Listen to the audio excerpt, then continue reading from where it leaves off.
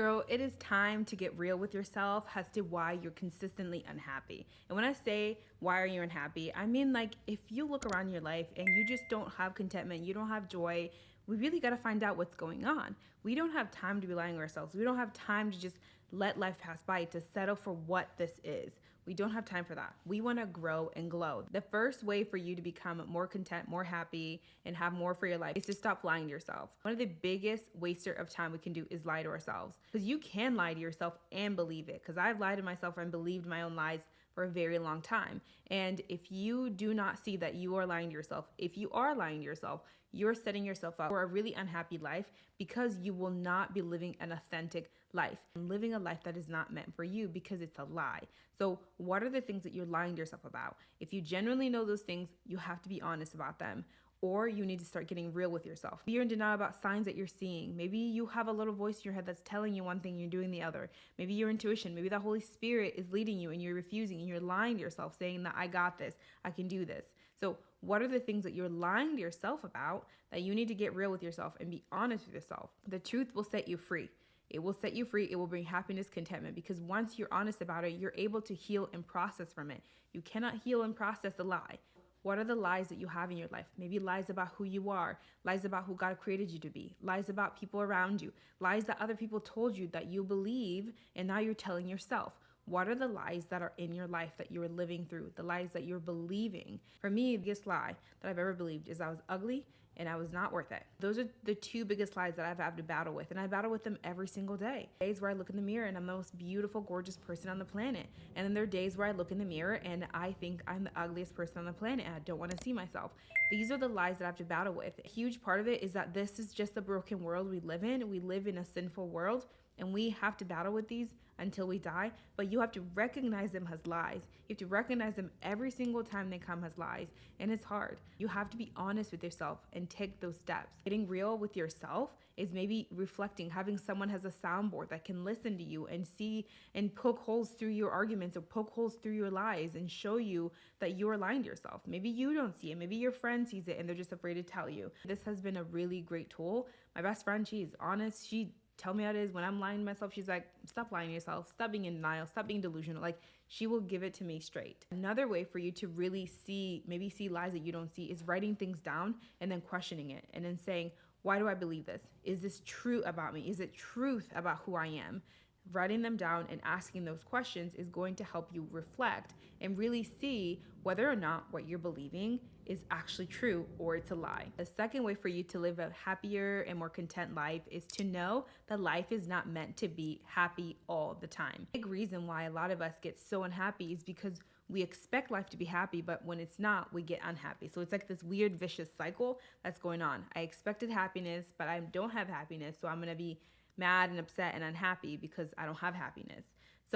But when you're mature enough, you see that, wait, maybe this is the side of life that is supposed to be unhappy. This is the 50% or 40% or however percentage you want to give it to that's meant to be hard. Life is not meant to be just a cakewalk all the time. And if you believe that, then you are delusional. Then you are lying to yourself. That is a big lie that a lot of us believe, is that life is supposed to be perfect all of the time. But also life is not meant to be a crazy, traumatic, whirlwind all the time either. So you have to understand that that's how life is. It's not meant to be one or the other. It's not meant to be extreme all the time. When you're feeling unhappy and things are happening in your life, ask yourself, what is going on here that I don't see? What is the thing that's going to come out of this storm? Because this storm is meant to be here because it's here. I can't change the fact that I just got my heart broken. I can't change the fact that I just got betrayed. I just lost my friend. I just lost the relationship. I just lost the job. I can't change those facts, but I can change how I look at it. I can look at it saying, okay, this is the portion of life that's meant to be hard. What am I going to do about it? If you know that this is meant to be hard, if you know that this right now, these seasons, this moment is not meant to be happy, then what am I going to do about it? I was the person that expected things to go well all the time. It really brought me to a place of like not wanting to live, because I'm like, life is meant to be happy and I'm not happy. Things were so bad that I would forget that, oh, happiness is coming. When we're able to see that the unhappy times are meant to be there, we can start expecting the happy times. The only way to know what joy really is to know what pain is. A lot of us have known so much pain, but we also have known joy because we know what pain is. We know what that heartbreak is, but also we know what love is.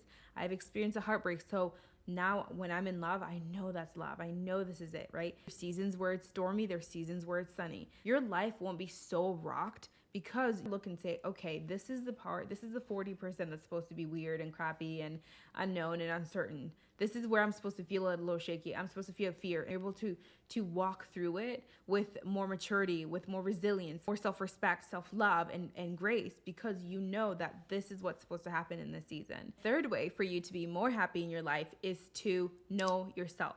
We need to know who we are so that we can start creating, we can start moving forward into that person. If you don't know yourself, you're going to live a lie, because when you don't know yourself, you're living something else. It's not aligned with who God created you to be. Knowing yourself, getting to know yourself creates more happiness, because when you know yourself and you live a life that is aligned with who you are, it's more happy, it's more peaceful. You're not forcing anything. You're not trying too hard, because you're walking in nothing. Because you're walking in authenticity. You're walking in who you are. Best way to get to know yourself is to be with yourself. When was the last time that you actually sat down with yourself, with your own thoughts, no music, no TV, no nothing, no noise, just you, and you were thinking, and you were seeing, and you were just processing, you were being with yourself? When was the last time that you sat in silence? You can sit in silence for a little bit, and then you can journal and see what did I hear? What did I learn? What was I thinking? The other way to know yourself is being self-aware of who you are now. What have I been through? What have I overcome? How have I grown? And what things have I learned? Aware of the person that you are, being aware of your character, your emotions, what things trigger you, what things keep you calm, what things make you happy, what things make you mad, what type of people you're around. Like, knowing all of these things, being self-aware and knowing it in the most authentic, compassionate way, and not beating yourself up about your past, and just fully having a full compassionate awareness of yourself is really great way to know yourself. You're not going to either be too arrogant, and you're not going to either be too self-loathing. You're going to have a balance. You're going to have a dynamic and honest way of looking at yourself when you're compassionate and you're self-aware about who you are. You also need to know the woman that God created. You need to know that, like, you were intentionally created, that there's things about you that are incredible, unique, and amazing, and you need to embrace that. You need to really live in that truth. And one of the lies that we can believe, that the enemy wants us to believe, is that we're not meant for anything. We're just meant to be here. We're just another woman floating. But no, you are her. You are the woman that God formed in your mother's womb. He saw you before you were born, right? You are fearfully and wonderfully made. Fearfully and wonderfully made. The Lord of the universe took his time on you. That is the truth, and that won't change. And these are the things that you have to know. You have to know that about yourself, not about your mom, not about your sister, about your friend, about you as a woman of God, as you as a child, a daughter, a princess of God. You have to know that. And it's so hard to really sit in that. But when you sit in the fullness of who God created you to be, to know that woman, to know those talents, to know those gifts, to know the power that you have, it's unstoppable. And that's how you're going to live true happiness, is knowing that woman.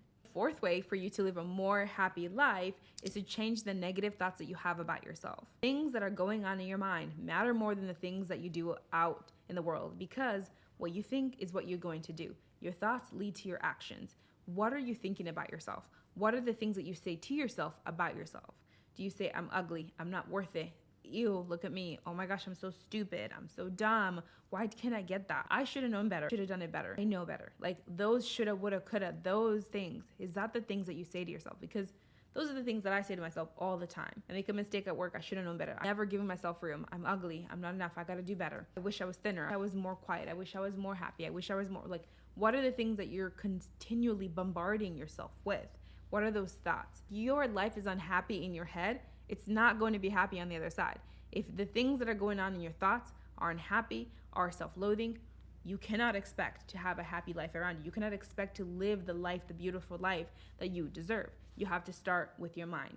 So how can you change those thoughts? The first thing is being aware of them. You have to know that they're there. They're sneaky, they're quiet, and they're probably on autopilot because you've been thinking those thoughts and telling yourself those things for years. So you have to take that solitude to see those thoughts. For me, this just happened at work. I was working on a project and I was going through it pretty quickly. My boss to check, and then she brought it back. She's like, there's a huge accounting error in here and I want you to, look for it and make sure you find it. At that moment, I just started beating myself up. I was like, oh my gosh, I should have slowed down. I should have known better. I know better. Why would I do that? I cannot believe I'm still making mistakes like this far into my job. I've been here long enough to know better. da da da da da. I don't know if I can do this. This job is not for me. I want to quit. Like I just spiral. Just an example of what I do. Like I spiral very quickly in beating myself up and telling myself I'm not smart enough. I shouldn't be here. I don't deserve this. Like I spiral so quickly. So if in your head you're telling yourself you don't deserve happiness, you're not going to go after happiness in your life. We create the world that we want first in our mind. So how can you change your mindset? What can you say to yourself? Can you have more grace for yourself? I made a mistake. I'm human. I'm going to have grace for myself. Be compassionate and loving with the thoughts that you have. And I promise you're going to see a shift and you're going to see more contentment, more happiness. The fifth way for you to be more happy is to change your environment. And I pretty much have said this in every video that I do because it's so important. Part of growing and glowing is really the people around you. The people around you can either help you grow and glow or they can hold you back. So changing your environment is so key. Changing the people that are around you. Maybe the people that are in your life are the people that are negative all the time. I've had people who are my friends and they were just negative, always complaining. Nothing that is just positive ever came out of their mouth about themselves, about other people. What do they say about me when I'm not around? Like, how can they be this negative? It's draining. If people around you are negative, they talk down on you or they talk down on other people or they're always complaining, there's nothing ever good, the world is broken and nothing could ever be good enough. Like, if that's the environment you're in, baby, you gotta run. You gotta turn the other way, because that is going to hold you in the same place. And I know sometimes these people are our parents, our siblings, maybe our best friends, maybe our bosses, people that we can't just run away from. But how can I distance? How can I set a boundary? I had to do this with a coworker. I set a boundary because she just would complain and complain and complain about work. And I had to tell her, you know what? I don't want to talk about work when we're not at work. If we're going to hang out, we're not talking about work. We're going to talk about something else. So that really just kept us in check, kept me in check. Because I still wanted to talk to her. I liked her, and I know that her feelings about work are valid, but I don't want them. I know what they are. I know those things. I work there. So maybe it's setting a boundary with people so that you can have more positivity in your life. Because sometimes people don't know that they're doing it. They don't know that they're being negative. So maybe you can just lovingly and compassionately tell them that. I would say go down the list of your friends and see who's draining you. Start seeing them a little bit less, or maybe having those conversations with them. That's uncomfortable, but it will move you forward. It will bring more peace into your life. Or maybe it's completely cutting them off. Maybe these friends have been negative in your life for a long time and you just are looking for an opportunity to let them go. This is it. Let them go. Also, your physical environment matters too. Maybe you're in a place that you don't like. Maybe you're in a neighborhood that you don't like, that is not very quiet, that is not peaceful. Maybe trying to see if you can change that. Or maybe your room is not peaceful. Your house is not peaceful. Maybe trying to change that environment, trying to create a sanctuary around you. Last way for you to create more happiness and live a content life is to change your inputs and guard your heart and mind. And when I say change your inputs, I mean the things that are coming in, the inputs that I'm taking in. This could be conversations, informations, movie, music, podcasts, TikTok videos, anything that comes in, anything that you take in. This could have a huge impact on your happiness, on your mood, honestly, on a lot of things. And there's a lot of science that is out there on music, on what we watch on social media, how we take in social media, how it impacts us. We know that there's a huge amount of self-comparison that happens when we see other people's highlights on TikTok and Instagram and whatever. We are mature enough when we're growing, because we're grown women and we know these things. We need to be very considerate of ourselves and say, okay, what am I bringing in? Who am I seeing all the time? Are these people encouraging me? Is this creator someone that I follow because they're bringing joy and happiness to me? Or I'm always comparing myself to them, feel less than every time I see them. Is that what you're feeling when you are inputting all this stuff in your life? Maybe celebrity news is not bringing any value to your life. Can you cut that out? Can you minimize it? What can you do to make sure that the inputs in your life are bringing more joy, are bringing more peace to your life? And for me, I do a lot of digital detox. I think I was off of Instagram and TikTok, I'm gonna say 3 months. Even now, I'm barely on it because I've created a habit that I'm just not on it. And I have to remember to go on Instagram. I have to remember to go on TikTok. I knew that I wanted to focus on content creating because I have a channel. I'm more pushed to create than to consume. So maybe that's a mindset shift that you need to have is, okay, can I create more content rather than consume? What we watch, what we listen to, what we see matters. It impacts our mood. I mean, why is music so important? Because music impacts your mood. It changes everything. When you're sad and you listen to a sad playlist, you're gonna stay in that vibe. You're not gonna change your state, right?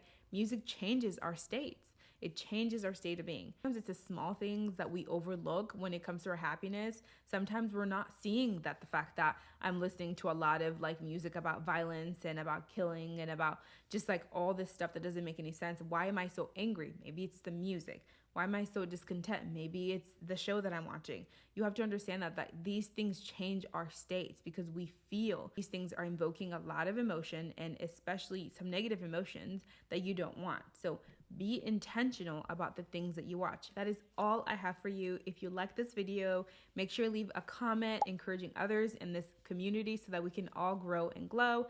If you did love this video, give it a thumbs up. Subscribe to our lovely growing community, and I'll see you in the next one, my friend. Bye.